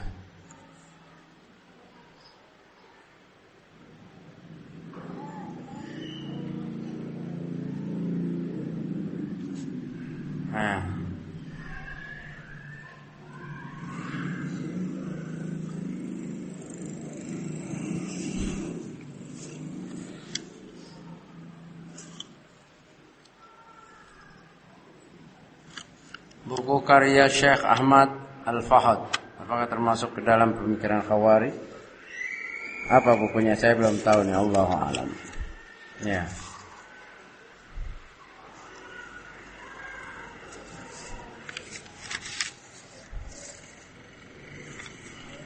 Saat orang yang mengakui adanya tauhid uluhiyah berdasarkan pada Al-Qur'an, surat An-Nisa, rububiyah, ya, ayat tauhid mulkiyah, malikin nas, uluhiyah, ilahin nas. Ya. Tauhid mulkiyah diambil daripada malikin nas misalnya. Dalilnya seperti itu. Taruhlah yang dimaksud mereka itu seperti itu. Ya, kapan mulai munculnya pemahaman itu? Tauhid mulkiyah. Kenapa harus dipisahkan mulkiyah tersendiri? Ini telah dibahas oleh Syekh Salim Hilali dalam kitabnya, bahwa tidak perlu kita memisahkan tauhid mulkiyah tersendiri. Kenapa? Karena mulkiyah seorang mengakui kerajaan Allah, kepemilikan Allah terhadap alam semesta, itu telah ada di tauhid rububiyah, enggak perlu lagi dipisahkan. Jangan salah paham, orang yang berpegang dengan tauhid rububiyah, uluhiyah, asma wa sifat tidak mengakui mulkiyah Allah, salah. Termasuk di dalamnya apabila orang mengakui bahwa tauhid rububiyah, la malik, tidak ada raja, tidak ada pemilik kecuali Allah, itulah rububiyah. Termasuk sudah di dalamnya. Maka enggak perlu dikeluarkan lagi.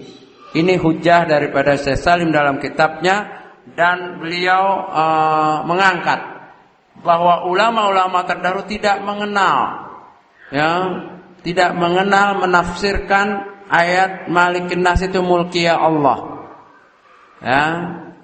Tidak. Kenapa? Karena sudah termasuk di dalam rububiyah, mengakui bahwa inilah kepemilikan, inilah kerajaan, inilah hukum Allah yang berlaku. Terus kenapa tidak boleh dikeluarkan? Karena akan bahaya. Kalau mulkiyah dikeluarkan menjadi tauhid sendiri, kata Syekh Salim Hilali, maka akan nanti banyak tauhid lagi.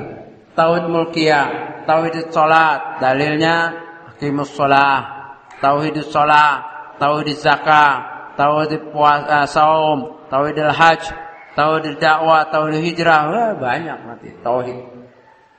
Ya, karena mulkiyah kan bagian daripada bagaimana seorang beribadah dalam menetapkan kerajaan adalah milik Allah, hukum adalah milik Allah, udah termasuk di dalam rububiyah, aplikasinya uluhiyah. Jadi nggak perlu lagi dikeluarkan. Jadi itu adalah penafsiran yang tidak dikenal dengan malikin nas, maka mulkiyah milik Allah, maka ada tauhid mulkiyah, itu adalah tafsir syar, tafsir yang dikenal, yang tidak dikenal oleh para ulama, baik imam sebelum imam yang 4 maupun kalangan Imam Abu Hanifah, Imam Syafi'i, Imam Malik, Imam Ahmad, itu tidak ada yang kenal. Kapan munculnya? Ya munculnya setelah ada di antara ikhwan muslimin, Jamaah Islamiyah Mesir, Jamaah Islamiyah Pakistan, Abdul Maududi. Kalau Jamaah Islamiyah Mesir yang dipelopori oleh Umar Abdurrahman. Kalau ikhwan muslimin yang dipelopori oleh Hasan Albana. Kalau Indonesia dipelopori oleh Kartosuwiryo. Itulah muncul mulkiyah, dan mereka bukan ulama-ulama besar, ya. Maka rujukannya lihat, tidak dikenal dulu, muncul baru tahun-tahun ini. Ya, gitu.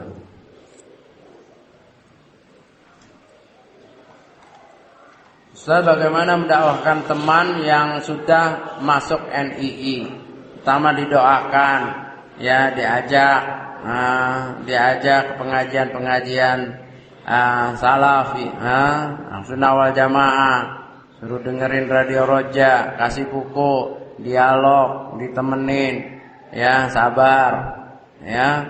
Kalau ini dihadapi, diajak ke ustadz biar dialog, ya subhat-subhatnya di mana, ya begitu, ya sabar kalau ini.